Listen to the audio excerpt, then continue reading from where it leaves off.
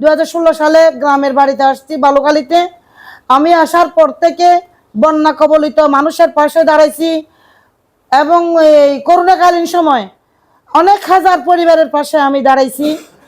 তাছাড়াও আমি মেম্বারই হই না হই জনগণের পাশে একজন সেবক ছিলাম, আছি এবং থাকব।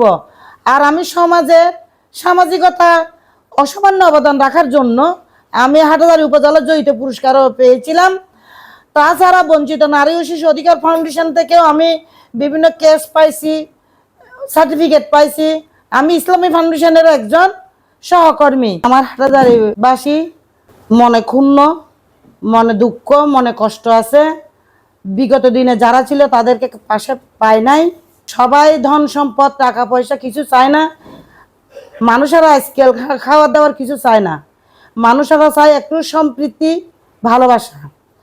তাই আমি চাই আমি পুরো হাটাজারিবাসীর কাছে আমার ভালোবাসা দরগড়ে গিয়ে দিতে। আমি সবার বন্ধু হয়ে হাটাজারিবাসীর সেবিকা হয়ে হাটাজারিবাসীর কাছে থাকতে চাই। আমি একজন নারী হয়ে আর একটা নারীর দুঃখ কষ্ট ভাগ করে যাতে নিতে পারি, কিছু দিতে না পারলেও তাদের পাশে থেকে দৌড়াতে পারবো। অর্থ সামগ্রী না থাকলেও আমার মনোবল আছে। আমি আমার নির্যাতিতা বোনদেরকে পাশে নিয়ে পরিত্রাণ দিতে চাই।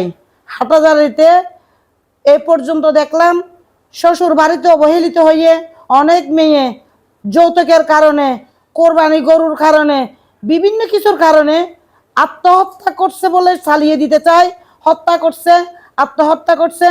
আমি চাই আমি একজন নারী হয়ে আমার হাটাজারিবাসী নারীদের একটা মনোবলতে মনের শক্তি হয়ে দাঁড়াতে আমি চাই। ওইসব কিছু আমি নিজে ওদের দরকারে গিয়ে লুকে দাঁড়িয়ে মহিলাদের পাশে ওই আত্মহত্যা বা নির্যাতনকে পরিত্যাগ করতে, হাটাজারিবাসীর জনগণের বন্ধু হয়ে পাশে থাকতে চাই। আর আমার প্রজাপতি মার্কায় মূল্যবান ভোট, মূল্যবান রায় দিয়ে আমাকে পাশে থাকার সুযোগ করে দিক।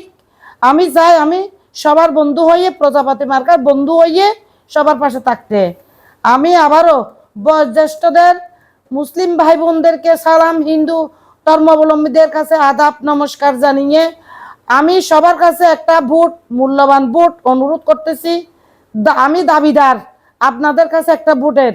আমাকে একবার আপনারা সুযোগ দিয়ে দেখুন।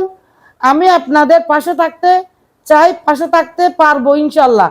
আমাকে আপনারা আপনাদের মূল্যবান ভোটটি দিয়ে হাটাজারিবাসীর মনের কষ্টের ভাগিদার হতে আমাকে সুযোগ দিন।